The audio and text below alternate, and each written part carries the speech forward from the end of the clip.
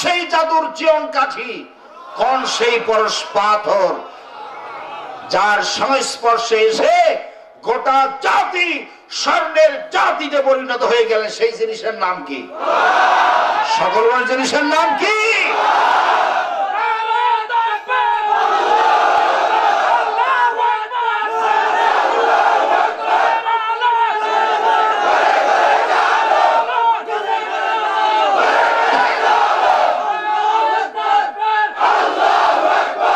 বলুন আলহামদুলিল্লাহ। হযরত ওমর জাহেল ছিলেন, মূর্খ ছিলেন। কে ছিলেন? কে ছিলেন? হযরত ওমর জাহেল ছিলেন, মূর্খ ছিলেন, লৌহ খণ্ডের মতো, পাথরের টুকরার মতো, নির্জীব এক পদার্থের মতো ছিলেন হযরত ওমর।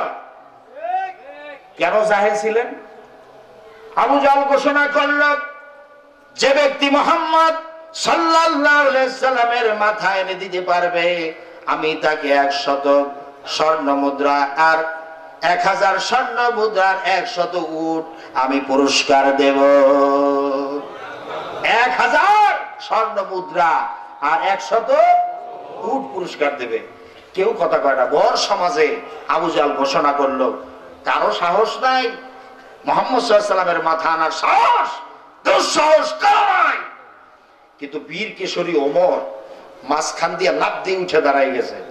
দাঁড়াইয়া তার হাতে খাপযুক্ত তরবারি ছিল, টাস করে খুইলা, মানে খাপ মুক্ত করে তরবারি খোলা তরবারি হাতে নিয়ে বলতেছে, আমি পারবো মুহাম্মদ সাল্লাল্লাহু আলাইহি সাল্লামের মাথা আনতে।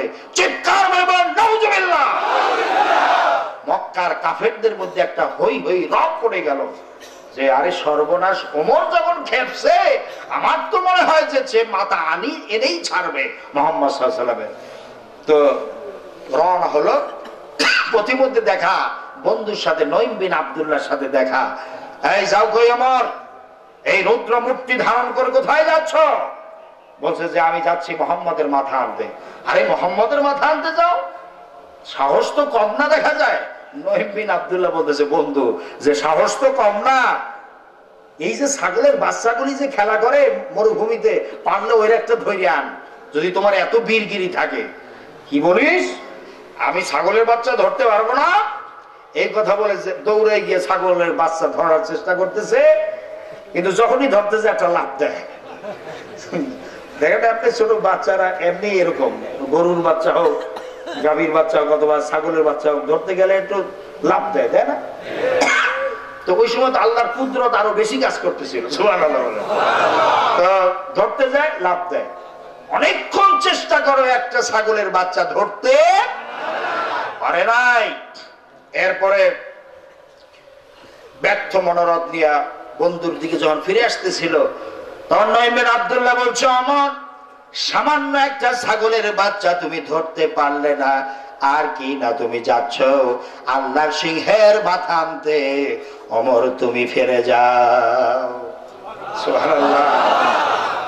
ওমর তখন রাগে গোসায় খেবে নঈম বিন আব্দুল্লাহ, মানে তার বন্ধুর দিকে এরকম তেড়ে আসতেছে তারে মারার জন্য।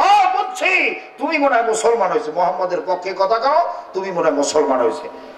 এখন নঈম বিন আব্দুল্লাহ বলতেছে, ভাই তুমি আমারে মাইরো না, আগে তোমার নিজের ঘর সামলাও। তোমার আপন বোন ফাতেমা, হযরত ওমরের আপন বোনের নাম ছিল ফাতেমা, তোমার আপন বোন ফাতেমা আর তোমার ভগ্নিপতি সাইদ, ওদেরকে আগে সামলাও। কি বলিস? এরা কি করছে? এরা তো মুসলমান হয়ে গেছে আগে। এখন ওই বন্ধুরে মারবে কি, সোজা এখন ছুটছে বোনের বাড়ির দিকে। সুবহানাল্লাহ। কোথায় ছুটছে? বোনের বাড়ির দিকে। আসলে তো বোনের বাড়ির দিকে ছুটে নাই, ইসলাম কবুলের দিকে ছুটতেছে। সুবহানাল্লাহ। তো বোন ফাতেমা এবং তার ভগ্নিপতি সাইদ দুজনে মিলে সূরা তাহা, পাথরে লিখিত সূরা তাহা শিলালিপি খণ্ডে স্বামী স্ত্রী মিলে খুব মনোযোগ সহকারে তেলাওয়াত করতেছিলেন। সুবহানাল্লাহ। এমন সময় ওমর বাড়ির মধ্যে প্রবেশ করে আওয়াজ শুনতে পেল, তেলাওয়াতের আওয়াজ। আর এরাও টের পেল যে ওমর এসেছে। তেলাওয়াত বন্ধ করে সূরা তাহা লিখিত শিলালিপি খণ্ড লুকিয়ে ফেলল।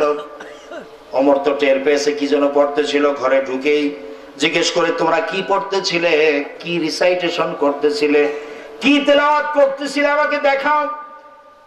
দেখাতে রাজি নয়। তরবারি উল্টা পিঠ দিয়ে পিটানো শুরু করলো। ভগ্নিপতি সাইদকে পিটাচ্ছে আর বলতেছে কি পড়ছো, আমারে দেখাও। দেখায় না, পিটান খাচ্ছে। ওমর পিটাচ্ছে আর সাইদের সমস্ত শরীর চামড়াগুলি ফেটে ফেটে রক্ত বের হচ্ছে।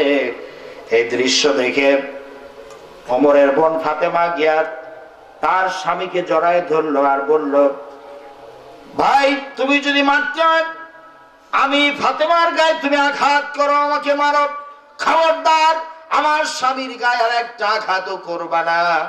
এই কথা বলতেই ওমর তরবারি উল্টা পেট দিয়া তার বোনের শরীর যখন আঘাত করলো, কয়েকটা আঘাত করতেই নারীর কোমল দেহ শরীর ফেটে রক্ত বের হচ্ছে। দৃশ্য দেখে ওমর থমকে গেল। বলল, বোন কি হয়েছে? এমন কি জিনিস তোমরা পড়তেছিলে, আমাকে দেখাচ্ছ না, মার খাচ্ছ, তারপরে তোমরা দেখাচ্ছ না কি তোমরা পড়ছো, আমাকে দেখাও। বোন ফাতেমা বলছে, না আপনি অপবিত্র, আপনার কাছে দেওয়া যাবে না। আমরা যা তেলাওয়াত করতেছিলাম সেটা হলো পবিত্র আল কোরআন। ওমর বলল, তাহলে কি হলে দেখা যাবে? বোন ফাতেমা বলছে, আপনি যদি গোসল করেন, গোসল করে ওযু করেন, তারপরে আপনার কাছে দেওয়া যাবে।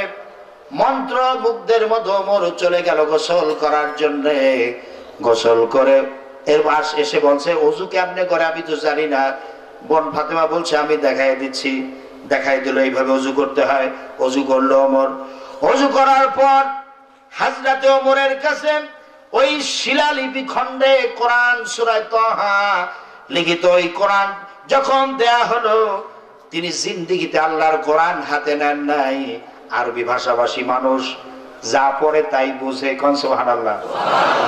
সাথে নিয়ে পড়ছে, তাহা মা আনজালনা আলাইকাল কুরআনা লিতাশকা ইল্লা তাযকিরাতান লিমান ইয়াখশা তানজিলাম মিম্মান খালাকাল আরদা ওয়াস সামাওয়াতিল উলা আর-রাহমানু আলাল আরশি ইসতাওয়া। বলেন আল্লাহু আকবার। ওমর একদিকে তেলাওয়াত করতেছে আর তার চোখ দিয়ে পানি পড়তেছে। তার অর্থ তো বোঝে, আমরা তো অর্থ বুঝি না বলে কি পড়ি, ওই মন্ত্রের মতো পড়তে থাকি। কিন্তু যারা আরবি ভাষাভাষী এরা তো বোঝে কি পড়ছে। তাহা হে নবী, মা আনজালনা আলাইকাল কুরআনা লিতাশকা, আমি কোরআন এই জন্য নাজিল করি নাই যে আপনি মানুষের মার খাবেন, হতভাগ্য হবেন, লাঞ্ছিত হবেন, অপমানিত হবেন, এই জন্য আমি কোরআন নাজিল করি নাই। সুবহানাল্লাহ। এই কথাগুলো তো বোঝে হযরতে ওমর। তো তেলাওয়াত করতে করতে করতে করতে যখন এই আয়াত পর্যন্ত আসলো, হাদিসে লেখা হয়েছে এই আয়াতে কারিমা পর্যন্ত যখন আসলো, ইন্নানি আনাল্লাহ লা ইলাহা ইল্লা আনা ফা'বুদনি ওয়া আকিমিস সালাতা লিযিকরি। আল্লাহু আকবার।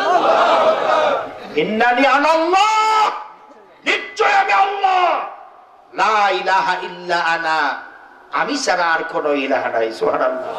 ফা'বুদনি, সুতরাং আমার গোলামি কর, ওয়া আকিমিস সালাতা লিযিকরি, আর আমার শরণার্থে নামাজ কায়েম কর। এই আয়াত পর্যন্ত আসা মাত্রই হযরতে ওমর একটা চিৎকার মেরে উঠলেন। চিৎকার মেরে ভগ্নিপতি সাইদকে বলতেছে, সাইদ কোথায় বিশ্ব নবী মুহাম্মদ সাল্লাল্লাহু আলাইহি ওয়াসাল্লাম কোথায় আছে? তাড়াতাড়ি আমাকে সেখানে নিয়ে চলো, আমি এখনই মুসলমান হয়ে যাব। সুবহানাল্লাহ। আল্লাহ নবী ছিলেন তখন হযরতে আকরাম রাদিয়াল্লাহু তাআলা আনহুর বাড়িতে। সাহাবায়ে কেরাম পরিবেষ্টিত অবস্থায় ছিলেন। তো ওমর আসতেছে, সাথে সাইদ, কিন্তু ওমরের হাতে তরবারি আছে। দেখে সাহাবায়ে কেরাম রিদওয়ানুল্লাহি তাআলা আলাইহিম আজমাইন ওমরকে আসতে দেখে নিরাপত্তা আরো জোরদার করলেন। সুবহানাল্লাহ। আল্লাহ রসুলের কাছে সংবাদ পাঠানো হলো, ইয়া রাসূলুল্লাহ, ইয়া হাবিবাল্লাহ, খাত্তাবের পুত্র ওমর আসতেছে, আপনার সাথে দেখা করতে চায়, হুজুর আসতে দেব কিনা? আল্লাহ নবী বললেন, ও আমার সাহাবীরা, ওমরকে আসতে দাও, বাধা দিও না। কারণ কয়েকদিন আগে আল্লাহর রাসূল আল্লাহর ঘর ধরে দোয়া করছিলেন, আয় আল্লাহ তাআলা, খাত্তাবের পুত্র ওমর অথবা আবুল হেকাম অর্থাৎ আবু জাহাল, এই দুইজনের মধ্যে যাকে বেশি আপনার ভালো লাগে, আল্লাহর দ্বীনের জন্য, ইসলামের জন্য যাকে বেশি আপনার পছন্দ হয়, আয় আল্লাহ তাআলা তার হৃদয়ের মধ্যে ঈমানের বীজ বপন করে দেন। এই দোয়া করছে মাত্র কয়েকদিন আগে। আল্লাহ নবী বুঝে বলেছেন যে ওই দোয়া কবুল হয়ে গেছে। আল্লাহ পুরো আবু জাহিল্লারে পছন্দ করে নাই, পছন্দ করেছেন 26 বছরের ভরা তাকবাগের যুবক হযরত ওমর রাদিয়াল্লাহু তাআলা আনহু, আল্লাহ তাআলা পছন্দ করেছেন। আল্লাহ নবী এজন্য বললেন, এই সাহাবীরা, বাধা দিও না, ওমরকে আসতে দাও। হযরত ওমরকে সাহাবীরা গার্ড দিয়ে নিয়ে আসলেন। আল্লাহ রাসূলের সামনে এসে নামাজরত অবস্থায়, তাশাহুদ যখন আমরা পড়ি তখন যেভাবে বসি, এজ এ সেম এই অবস্থায় আল্লাহ রাসূলের সামনে হযরত ওমর যখন বসলেন, আল্লাহ রাসূল তার দুইটা ডানা, এরকম দুইটা হাত, দুইটা ডানা শক্ত করে এরকম ধরলেন। ধরে আল্লাহ রাসূল বলেন, ওমর, আর কতদিন অন্ধকারের মধ্যে থাকবে? ইসলামের আলো তোমাকে হাতছানি দিয়ে ডাকতেছে। হযরত ওমর সঙ্গে সঙ্গে চোখের পানি ছেড়ে দিয়া আল্লাহ নবীর কাছে বললেন, ইয়া রাসূলুল্লাহ, ইয়া হাবিবাল্লাহ, আমি আপনার কাছে ইসলাম কবুল করার জন্য এসেছি। ইয়া রাসূলুল্লাহ, আপনি আমাকে কালেমা পড়ায় দেন। আল্লাহ নবী বলেন, ওমর তুমি পড়ে নাও, লা ইলাহা ইল্লাল্লাহু মুহাম্মাদুর রাসূলুল্লাহ, বলেন সাল্লাল্লাহু। ওমর ইসলাম কবুল করলেন। কবুল করেই আল্লাহ নবীকে প্রশ্ন করলেন, ইয়া রাসূলুল্লাহ, ইয়া হাবিবাল্লাহ, মুসলমানদের সংখ্যা কতজন হয়েছে? এই বাচ্চারা কি হলো এখানে? এরকম করলে তো কথা বলতে ডিস্টার্ব হয়। কি হয়েছে? একটু বসো না, চুপ করে বসো অল্প সময়ের জন্য। হযরত ওমর কি জিজ্ঞেস করলেন? ইয়া রাসূলুল্লাহ, ইয়া হাবিবাল্লাহ, মুসলমানদের সংখ্যা কতজন হয়েছে? আল্লাহ রাসূল বললেন, ওমর, তোমাকে দিয়ে 40 জন পূর্ণ হয়ে গেছে। আরো জোরে বলেন। হযরত ওমর বললেন, ইয়া রাসূলুল্লাহ, ইয়া হাবিবাল্লাহ, ওই যে একটু আগে কোরআন শরীফে পড়ে আসছে, ওয়াকিমিস সালাতা লিযিকরি, আমার শরণার্থে নামাজ কায়েম করো। এখন হযরত ওমর বলছে, ইয়া রাসূলুল্লাহ, আর গোপনে নয়, চলেন কাবার সামনে গিয়ে আযান দিয়ে আমরা প্রকাশ্যে নামাজ পড়ব। এর আগে মুসলমানরা প্রকাশ্যে নামাজ পড়ে নাই, গোপনে মুসলমানদের কার্যক্রম ছিল কি? গোপনে ছিল। ওমর ইসলাম কবুল করার পর তার আল্লাহ রাসূলের নেতৃত্বে হযরত ওমর সাহাবায়ে কেরামদেরকে নিয়ে মসজিদে কাবা, খানায় কাবার সামনে গিয়ে বললেন যে এখন নামাজ পড়বো আমরা আযান দিয়া। এরপরে সেখানে নামাজের ব্যবস্থা হলো, নামাজ আদায় করা হলো। দূর থেকে কাফেররা দাঁড়িয়ে দাঁড়িয়ে দেখতেছিল যে মুসলমানরা নামাজ পড়তেছে। এতদিন জানতো না কে মুসলমান আর কে কাফের, কে মুসলিম কে অমুসলিম, এটা মানুষের জানা ছিল না। কিন্তু হযরত ওমরের ইসলাম কবুলের মধ্য দিয়ে লোকেরা বুঝতে পারছে, এখন প্রকাশ্যে নামাজ পড়ার কারণে বুঝতে পারছে কারা কারা মুসলমান আর কারা কারা কাফের। এজন্য আল্লাহ রাসূল বলেন, ওমর, তোমার মাধ্যমে যেহেতু মুসলিম আর অমুসলিমদের পার্থক্য সূচিত হয়েছে, এর জন্য তোমার নামের সাথে আমি ফারুক উপাধি দিয়ে দিলাম। সুবহানাল্লাহ। তোমার নামের সাথে কি দিলাম? ফারুক, পার্থক্য সূচিতকারী, পার্থক্য সৃষ্টিকারী। সুবহানাল্লাহ বলেন। আমার ভাইরা, দূর থেকে একজন কাফের চিৎকার মেরে বলতেছিল, ওমর, তুমি না যাচ্ছিলে মুহাম্মাদের মাথা আনতে, উল্টো দেখতে পাচ্ছি তোমার মাথা মুহাম্মাদের পায়ের নিচে দিয়ে তুমি মুসলমান হয়ে গেলে। কোন জিনিসে তোমাকে মুহাম্মাদের মাথা আনতে তোমাকে বাধার সৃষ্টি করলো? ওমর চিৎকার করে বললেন, এই কাফেরের বাচ্চা, পারলে আমার সামনে এসে বল। তা তো পারবি না, দূর থেকে শিয়ালের মতো বলবি। তবে শুনে রাখ, আমি ঠিকই মুহাম্মাদের মাথা আনতে রওনা হয়েছিলাম, কিন্তু মুহাম্মাদের মাথা আনার জন্য আমাকে যে জিনিস বাধার সৃষ্টি করেছে তা হলো আল কোরআন। সেটা কি? আল কোরআন। সেই আল কোরআন কি আমাদের মাঝে এখনো আছে না নাই? জোরে বলুন, আছে না নাই? কোথায় আছে? প্রত্যেকের বাড়ির তাকের উপরে আছে। কোথায় আছে? তাকের উপরে আছে। যার কারণে কোরআন আফসোস করে বলে, ये ताक में सजाया जाता हो, তোমরা শুধুমাত্র আমাকে তাকের উপরে সাজায় রাখো কেন? ये জান্নাত তালাশ করে। কিসের মধ্যে? তসবির দানার মধ্যে জান্নাত তালাশ করে না। কোরআন সুন্নাহ, কোরআন হাদিস এর ভিতরে কোথাও যদি আপনি দেখাইতে পারেন যে তসবির দানার মধ্যে জান্নাত আছে, এটা যদি দেখাতে পারেন, আল্লাহর কসম আমি সবার আগে 100 তসবিহ কিনবো এখান থেকে। একবারে কি বলে, ওই যে ফেনী মহিপাল আছে না, ফেনী মহিপাল, এত দূর লম্বা, এত বড়, মানে পৃথিবীর সেরা তসবিহ আমি কিনবো যদি আপনি দেখাইতে পারেন তসবির দানার মধ্যে জান্নাত আছে। জান্নাত তসবির দানার মধ্যে নাই, জান্নাত আছে আল্লাহর কোরআনের মধ্যে। বলে বলো কোথায়? সেই কোরআন ছাড়ছে আজ মুসলমানেরা। আর আপনারা ভাগ্যবান যে কোরআন শোনার জন্য আপনারা ছুটে এসেছেন, ঠিক কিনা? আজকে গোটা পৃথিবীর মুখে মানুষের জন্য একমাত্র শান্তির কিতাব, একমাত্র পথ চলার দিশা, একমাত্র হিদায়েতের কিতাব কোরআনে কারীম, কোরআনে মাজিদ, ঠিক কিনা বলেন? পৃথিবীর জন্ম লগ্ন থেকে পর্যন্ত শোষক শোষিতের দ্বন্দ্ব নয়, দ্বন্দ্ব শ্রমিক আর মালিকের নয়। পৃথিবীর জন্মকাল থেকে এ পর্যন্ত যেই সংগ্রাম আর দ্বন্দ্ব চলছে, এই দ্বন্দ্ব হচ্ছে সত্য আর মিথ্যার, হক আর বাতিলের দ্বন্দ্বই চিরন্তন।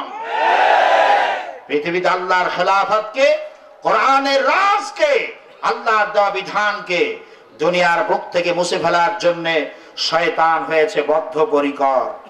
সেই সাথে শয়তানের চালারা আবহমান কাল থেকে শুরু করে দুনিয়ার বুক থেকে কোরআনকে মিটিয়ে দেওয়ার জন্য রয়েছে তৎপর, রয়েছে আল্লাহর আসমানি কিতাবগুলোকে দুনিয়ার বুক থেকে নিশ্চিহ্ন করে দেওয়ার জন্য সর্বাত্মক প্রচেষ্টা তারা চালিয়েছে, অতীতে চালাচ্ছে, বর্তমানে চলতে থাকবে ষড়যন্ত্র কিয়ামত পর্যন্ত।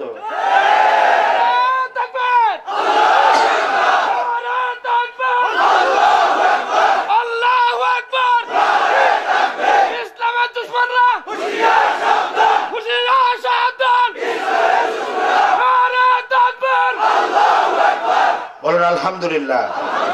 এই হাজারো ষড়যন্ত্রের মধ্য দিয়ে ষড়যন্ত্রের সমস্ত জালকে ছিন্ন করে কোরআনে কারীমের শাশ্বত বাণী, কোরআনে কারীমের আওয়াজ বুলন্দ হচ্ছে। কোরআনই কেবলমাত্র পৃথিবীর বুকে অনাগত ভবিষ্যতে নির্যাতিত মানবতার মুখে হাসি ফুটাবার ক্ষমতা রাখে কেবলমাত্র কোরআন, শুধুমাত্র কোরআন, একমাত্র কোরআন। গোটা বিশ্বের সমস্ত নির্যাতিত মানবতার মুক্তির পথ কোরআন আর সুন্নাহ, এই দুটি জিনিসই পারে মানুষের মুখে হাসি ফুটাতে, মানুষকে মুক্তির পথ খুঁজে দিতে, ঠিক কিনা বলেন? সেই পথের অনুসরণ করার জন্য আজ পৃথিবী জুড়ে চলছে সত্যিকারের কোরআনের খাদেমদের সংগ্রাম, আর চলছে পৃথিবীর জালেমদের পক্ষ থেকে ইসলামের বিরুদ্ধে চূড়ান্ত ষড়যন্ত্র। এই ষড়যন্ত্র অংশ হিসাবে আজ সারা দুনিয়ায় মুসলমানদের উপরে চরম নির্যাতন শুরু হয়েছে। এই নির্যাতনের শিকার হয়েছে আলজেরিয়া, নির্যাতনের শিকার হয়েছে বসনিয়া, নির্যাতনের শিকার হয়েছে ফিলিপিন, নির্যাতনের শিকার হয়েছে ফিলিস্তিন, নির্যাতনের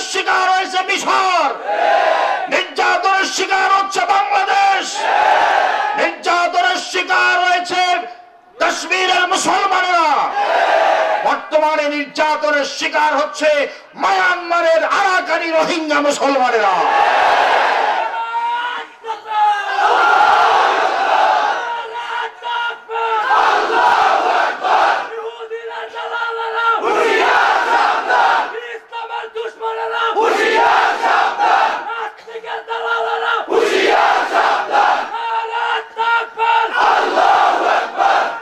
গোটা বিশ্বে আজ সারা দুনিয়ায় মুসলমানদের উপরে চরম নির্যাতন শুরু হয়েছে, আর এই নির্যাতনের সহযোগিতা করছে গণতন্ত্রের ফেরিওয়ালা, গণতন্ত্রের ঠিকাদার, গণতন্ত্রের সোল এজেন্ট আমেরিকা।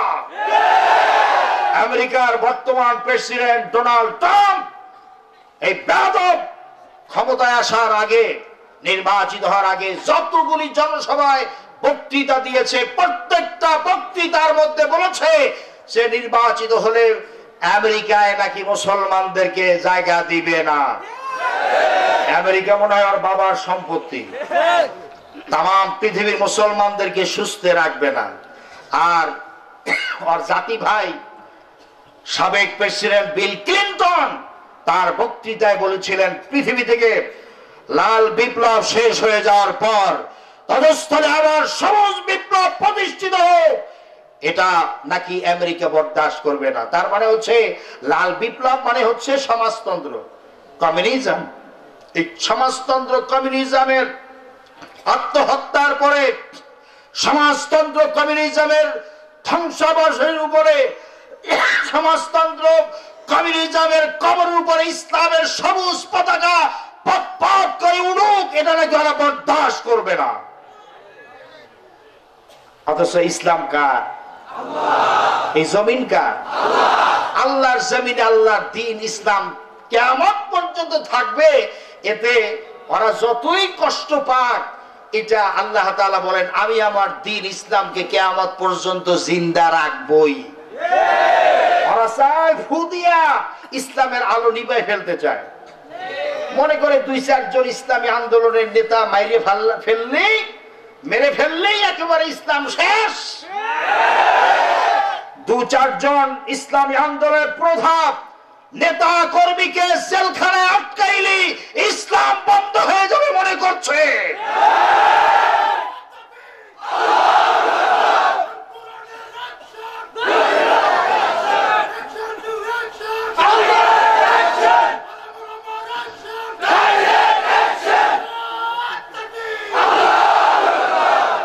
এত সহজ নয়।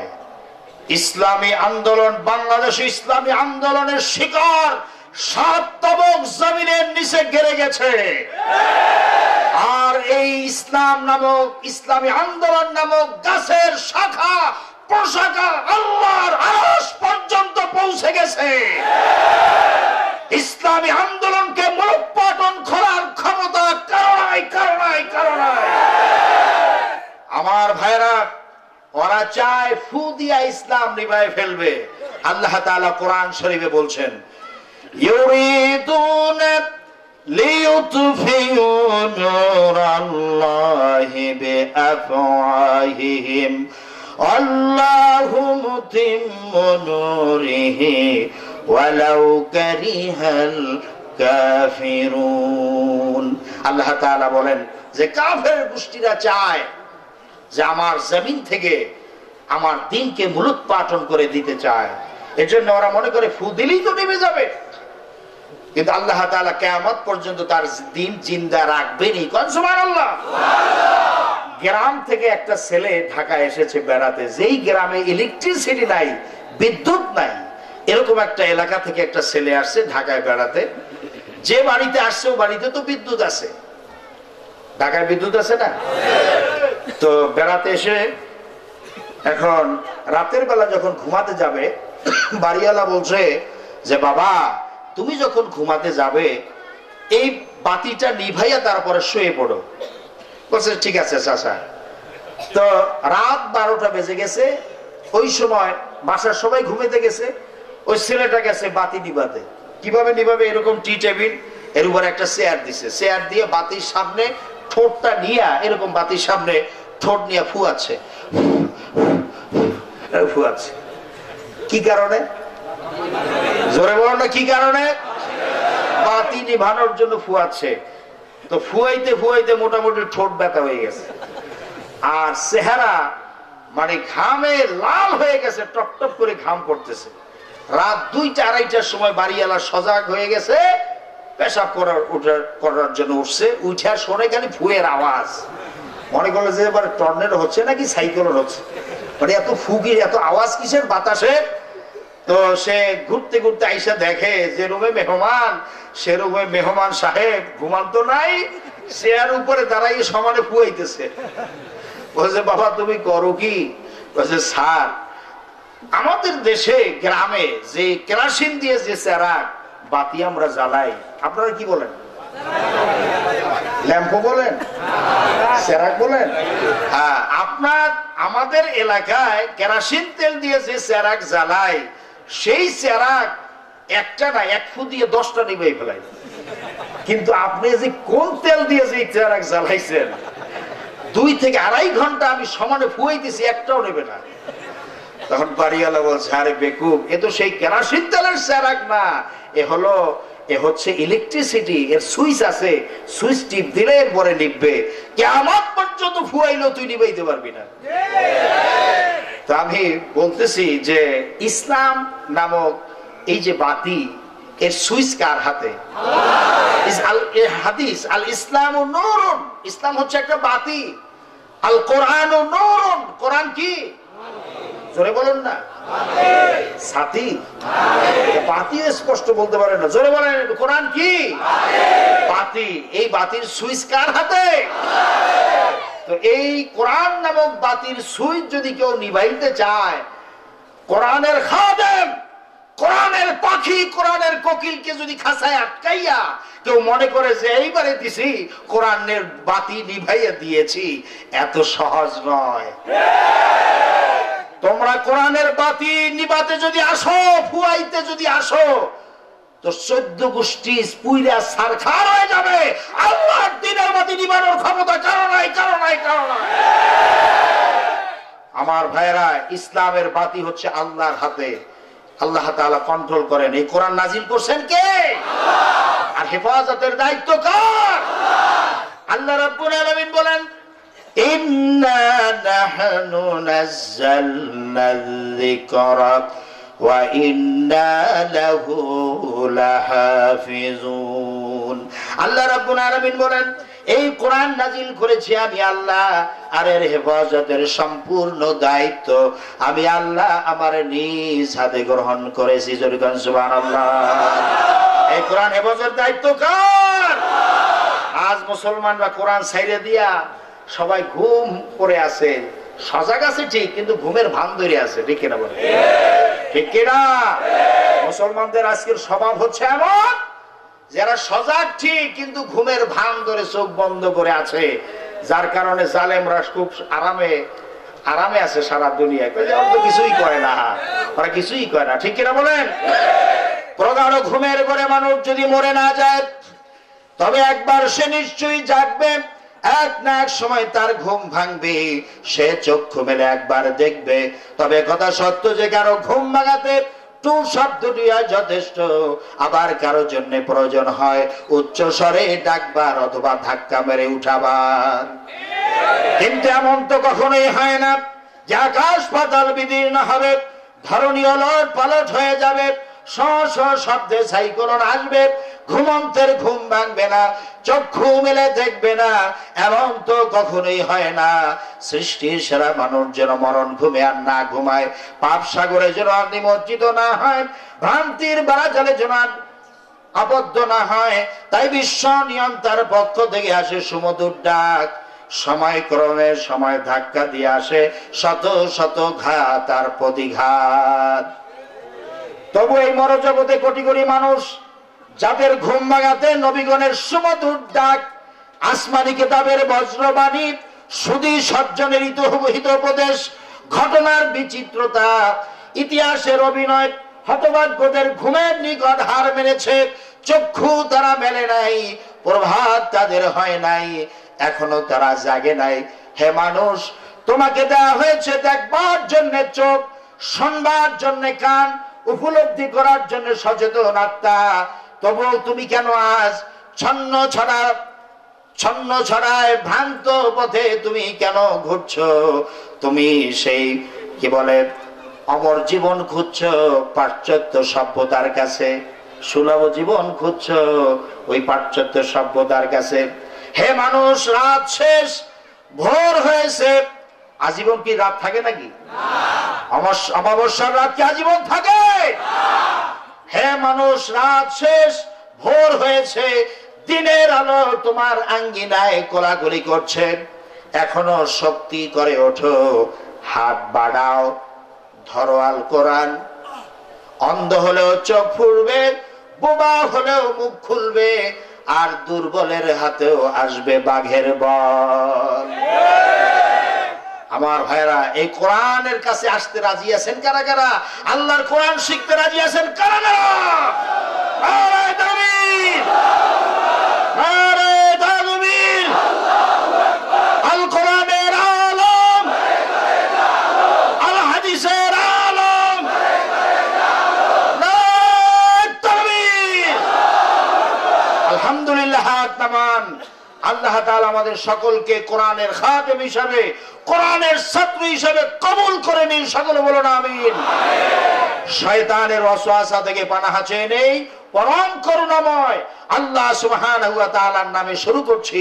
সকলে বলুন আমার সাথে, আউযু বিল্লাহি মিনাশ শাইতানির রাজিম, বিসমিল্লাহির রাহমানির রাহিম। সূরা আলে ইমরান। কোন সূরা? 185 নং আয়াতে কারিমা। সকলে পড়ুন আমার সাথে, কুল্লু নাফসিন যায়িকাতুল মাউত ওয়া ইন্নামা তুওয়াফাউনা উজুরাকুম ইয়াওমাল কিয়ামাতি ফামান যুহজিহা আনিন নার ওয়া উদখিলাল জান্নাতা ফাকাদ ফাযা ওয়া মাল